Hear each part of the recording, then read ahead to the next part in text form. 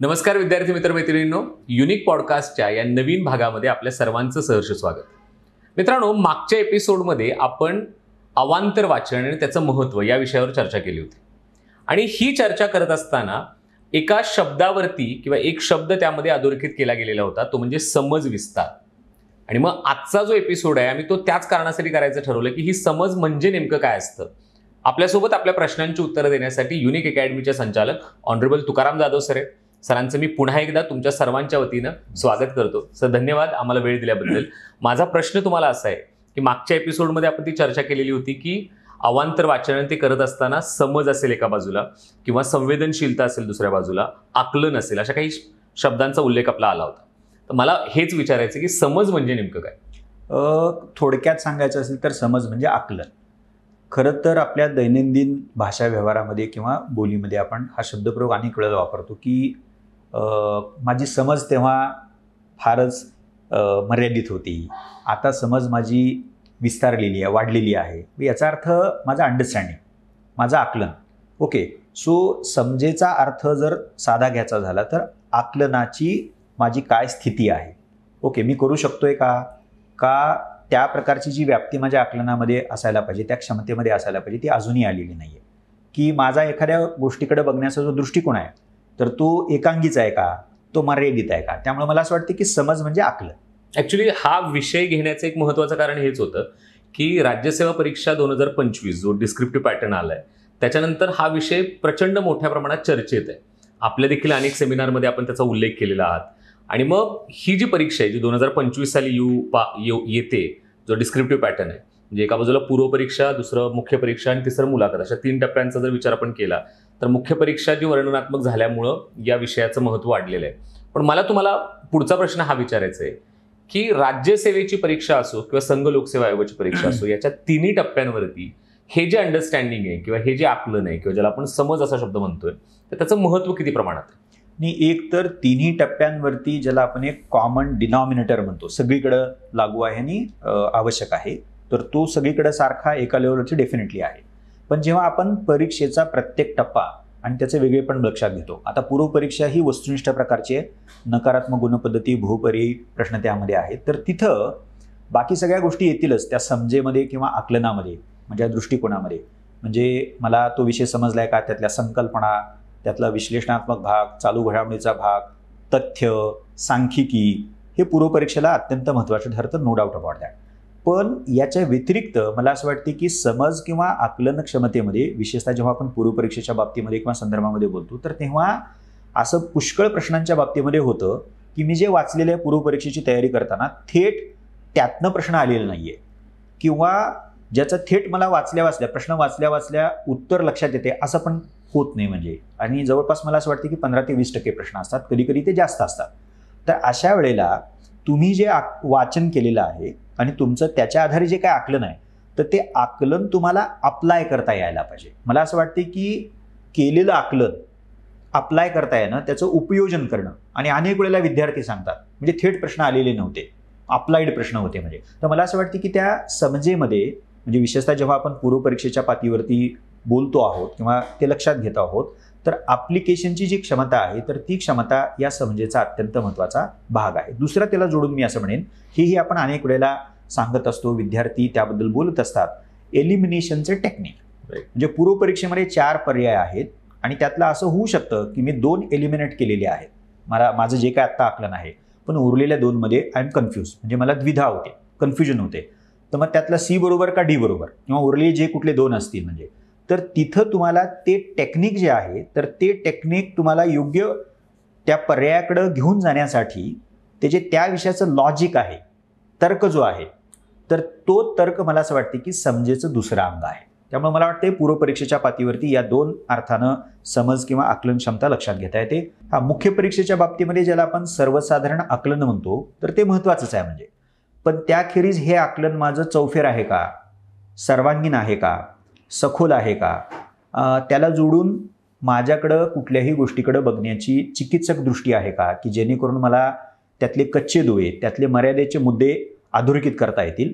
आणि याला जोडून मी असं म्हणेन की या परीक्षेमध्ये पुष्कळ प्रश्नांमध्ये, म्हणजे आपण मुख्य परीक्षेबद्दल बोलतोय, समस्येबद्दल विचारलं जातं, त्याची कारण मीमांसा, पण त्या समस्येवरती उपाय सुचवा.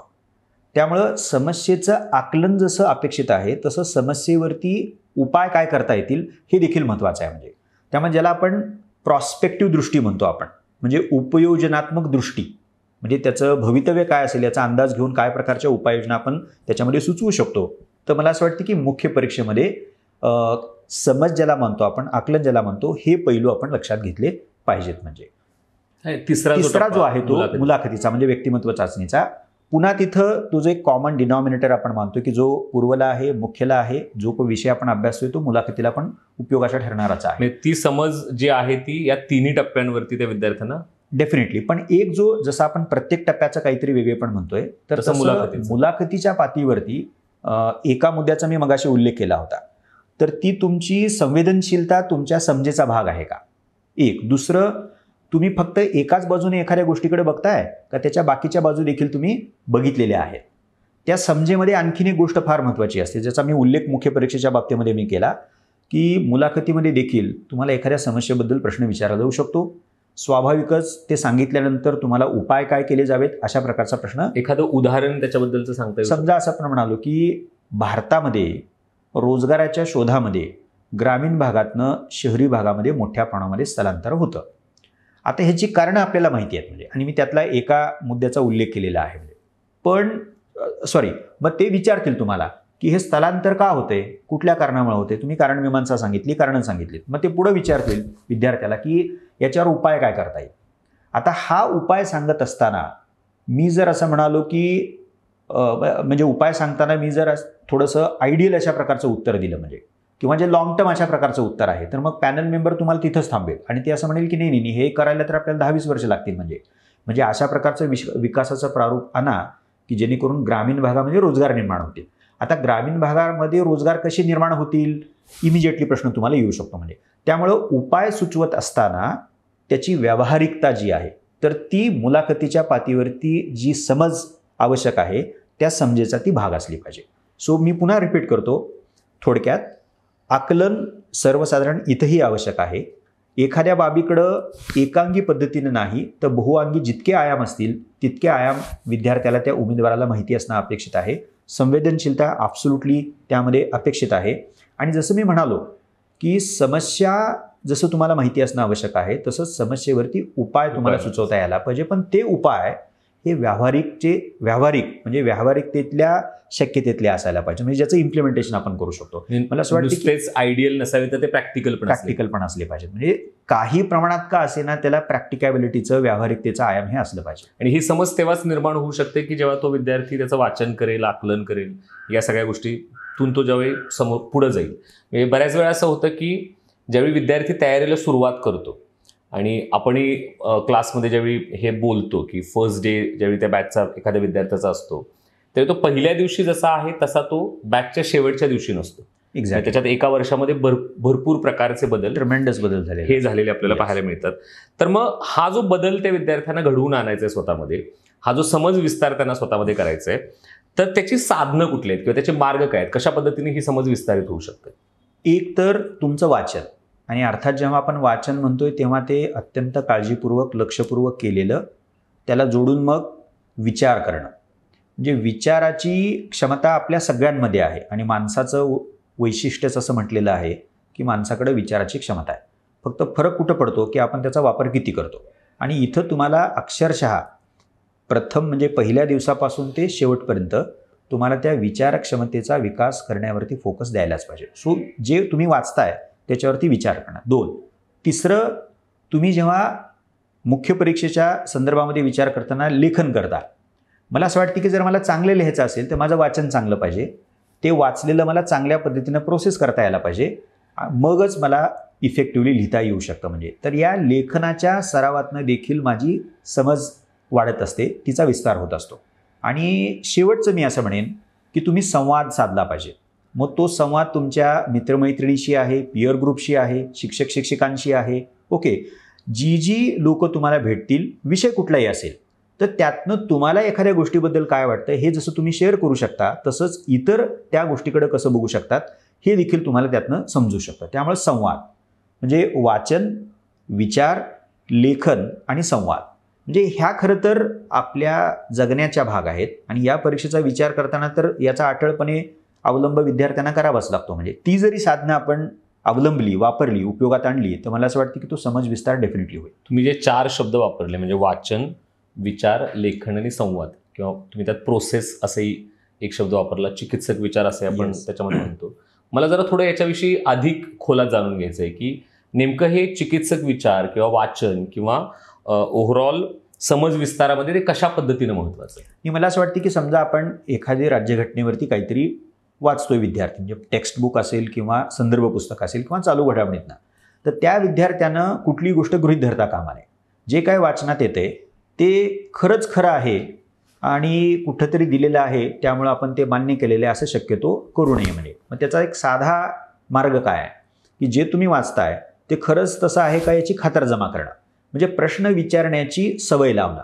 म्हणजे दुर्दैवानं आपल्या शिक्षण पद्धतीमध्ये, रूढ शिक्षण पद्धतीमध्ये विद्यार्थ्याची चौकस वृत्ती आणि क्षमता जी असते, प्रश्न विचारण्याची जी क्षमता आहे तर ती विकसित होत नाही. म्हणजे आणि इथं ती नितांत गरजेची आहे. त्यामुळे मी एक साधा उपाय त्यातला काय सांगेन की जे तुम्ही वाचाल ते गृहीत धरू नका, तात्काळ ते स्वीकारू नका, ते खरंच तसं आहे का याची खातरजमा करा. आणि वाचनात जर ते येत नसेल, त्यातनं उत्तर मिळत नसेल तर तुम्ही स्वतः विचार करा किंवा शिक्षकांना विचारा की हे असंच आहे का, ह्याचा मला काही सोर्स मिळू शकतो का. मग तुम्हाला काही थोडंसं इतर वाचावं लागेल आणि त्यातनं तुम्हाला ती खात्री बाळगता येऊ शकते किंवा खात्री करता येऊ शकते. म्हणजे सो हा साधा उपाय त्या बाबतीमध्ये डेफिनेटली करू शकतो. मी लेखनाबद्दल जे बोललो, मी वाचलंय, मी त्या वाचनाला अत्यंत इफेक्टिव्हली प्रोसेस केले, अधोरेखन केले, हायलायटरचा वापर केला आहे, मायक्रो नोट्स बनवलेले आहेत आणि मग मला लिहायचं आहे. मग आता ते लिहित असताना वेळेत मला लिहायचं आहे, शब्दमर्यादेमध्ये मला लिहायचं आहे, शिवाय प्रश्नाची गरज पूर्ण होईल अशा पद्धतीनं मला लिहायचं आहे. तर अशा प्रकारचं लेखन करण्यासाठी मला वाटते पुन्हा तुमचं वाचन कसं आहे, तुमचं प्रोसेसिंग कसं आहे, तुम्हाला एडिटिंग जमतंय का, तुमची भाषा कशी आहे, सादरीकरण कसं आहे, ह्या सगळ्या प्रोसेसचा जर आपण प्रत्यक्षात विचार केला आणि त्याची रंगीत तालीम केली तर मला असं वाटतं की तुमचा समज विस्तार डेफिनेटली होईल. तुम्ही प्रचलित शिक्षण व्यवस्था किंवा एकूणच प्रचलित शैक्षणिक पद्धतीचा उल्लेख केला की ओव्हरऑल विद्यार्थ्यांची जडणघडण होत असताना त्याच्या शैक्षणिक प्रवासामध्ये बऱ्याच वेळा असं होताना दिसत नाही की त्याचा तो जो काही समज विस्तार आहे तो झाला आहे किंवा त्यात अनेक अडचणी आहेत. म्हणजे मे बी कौटुंबिक स्तरावरती असतील, सामाजिक स्तरावरती असतील, एज्युकेशनल सिस्टीमच्या अनुषंगाने त्या अडचणी असतील. आणि मग ज्यावेळी तो या सगळ्यातून स्पर्धा परीक्षांची तयारी करायला जेव्हा येतो या सगळ्या उणिवांसकट, तर त्यावेळी त्यानं कसं त्याचा सामना करावा, त्यानं तो समज विस्तार कसा करावा? एक तर असं आपण, मला असं वाटतं की आपण सोयीसाठी गृहीत धरावं, सगळ्याच विद्यार्थ्यांनी गृहीत धरावं असं मी म्हणेन, इररिस्पेक्टिव्ह ऑफ तुम्ही आधी काय केले की मला या घडीला काहीच समजत नाही आणि मला या घडीला काहीही माहिती नाही. ओके, सो शून्यापासून ज्याला आपण ब्लँक बऱ्याच वेळेला असं बोलतो, येस, सो ब्लँक स्लेट आहे, तिथनं आपण सुरुवात करूयात. म्हणजे पुन्हा तोच शब्दप्रयोग रिपिटेटिव्हली मी वापरेन, गृहीत काहीच धरायचं नाही, मला काहीही माहिती नाही आहे, सोयीसाठी असं आपण म्हणूयात. म्हणजे मग जे काय आता इथून पुढं वाचाल तर त्याची शहानिशा करणं, खबरदारी घेणं की हे खरंच तसं आहे का, प्रश्न विचारण्याची सवय लावणं. त्यामुळे मला असं वाटतं की 1 वर्ष जरी विद्यार्थी या पद्धतीनं वाचू लागला, वाचलेल्या गोष्टींना प्रोसेस करू लागला, लिखाणाचा सराव करू लागला, इतरांशी बोलू लागला, दृष्टिकोन बदलेल. म्हणजे आणि या 1 वर्षाच्या किंवा 2 वर्षाच्या काळामध्ये देखील, भले तुमचं आधी तसं विकसित झालं नसेल तर या काळामध्ये डेफिनेटली ज्याला आपण समज विस्तार असं मानतोय तर ती प्रक्रिया घडेल. म्हणजे फक्त या काळामध्ये ज्या 3-4 गोष्टींचा आत्ता आपण उल्लेख केलेला आहे त्या गोष्टीकडं जाणीवपूर्वक विद्यार्थ्यांनी लक्ष द्यायला पाहिजे आणि स्वतःला हे सतत सांगितलं पाहिजे की जे मी वाचणार आहे ते केवळ मला लक्षात ठेवायचे नाही आणि ते रिप्रोड्यूस करायचं नाही जशास तसं. कारण मुळामध्ये दरवर्षी विचारले जाणारे प्रश्न हे बदलत जात आहेत. ओके, डायनॅमिक म्हणूनच ती परीक्षा ओळखली जाते. याचाच अर्थ असा आहे की मला विचार करायचा आहे. सो आयोगाच्या जुन्या प्रश्नपत्रिका बघितल्या, त्यावरनं मग मला अंदाज येऊ शकतो की माझी तयारी कशी आहे. मग त्या प्रकारचेच वेगळे प्रश्न विचारले जाण्याची शक्यता आहे का, म्हणजे मला विचार करायला लागेल. आणि हे अनेक वेळेला विद्यार्थ्यांकडनं ऐकतो, आपल्याला प्रश्नपत्रिका बघितल्यानंतर पण हे लक्षात येतं शिक्षक शिक्षिका म्हणून की हे जे प्रश्न आहेत ते ऑन द स्पॉट विद्यार्थ्यांना विचार करायला लावून लिहायला लावणारे प्रश्न होते. म्हणजे विचाराची ही जी क्षमता आहे ती नितांत गरजेची आहे. सो या 1-2 वर्षाच्या काळामध्ये देखील ती विकसित डेफिनेटली करता येऊ शकते, फक्त त्याची जाणीव असली पाहिजे. आणि त्यासाठी ज्या काही 4-5 गोष्टींचा आपण उल्लेख केलेला आहे त्या गोष्टी विद्यार्थ्यांनी फॉलो कराव्या. म्हणजे जे विद्यार्थी आता तयारीला सुरुवात करण्याचा डिसिजन झालाय की मला ते MPSCची किंवा स्पर्धा परीक्षांची तयारी करायची आहे, तर त्यांनी कसल्याही प्रकारचे न्यूनगंड न बाळगता किंवा यापूर्वी काय झालंय या स्वरूपाच्या गोष्टींचं बॅगेज न बाळगता त्यांनी मला काहीच माहीत नाही असं धरून जर हा विकास करायला सुरुवात केली तर निश्चितपणे ऍब्सोल्युटली त्याचं ओझं त्यांना ते वाटणार. अचिवेबल आहे, म्हणजे ऍब्सोल्युटली ते Yes. गाठता येतं. म्हणजे आणि बऱ्याच वेळा हेच एक ओझं विद्यार्थ्यांना असतं की ते कम्पेअर करतात इतर विद्यार्थ्यांसोबत स्वतःला, की आपलं बॅकग्राऊंड असं होतं, एज्युकेशनल बॅकग्राऊंड असं होतं, किंवा आपण अजूनपर्यंत या सगळ्याची समज आपल्यामध्ये निर्माण झाली नाही. निश्चितपणे विद्यार्थ्यांना त्याचा जरूर फायदा होईल. समज विस्तार हा विषय कोणत्या अनुषंगाने महत्त्वाचा आहे, का महत्त्वाचा आहे, या विषयावरती आपण चर्चा केली. युनिक पॉडकास्टचे हे जे एपिसोड तुम्ही यूट्यूबवरती पाहताय, यूट्यूबसोबतच आता ऑडिओ स्वरूपात ते वेगवेगळ्या ऑडिओ पॉडकास्ट प्लॅटफॉर्मवरती देखील तुम्हाला उपलब्ध होतील, ज्यामध्ये ॲपल पॉडकास्ट असेल, स्पॉटिफाय असेल, गुगल पॉडकास्ट असेल. इथून देखील ते एपिसोड तुम्ही प्रवासादरम्यान किंवा तुम्ही हेडफोन्सच्याद्वारे ऐकू शकता. Stay connected, stay tune. पुन्हा एकदा तुमच्या सर्वांच्या वतीनं मी सरांचे आभार मानतो. Thank you so much sir. भेटूया पुढच्या एपिसोडमध्ये. तोपर्यंत धन्यवाद.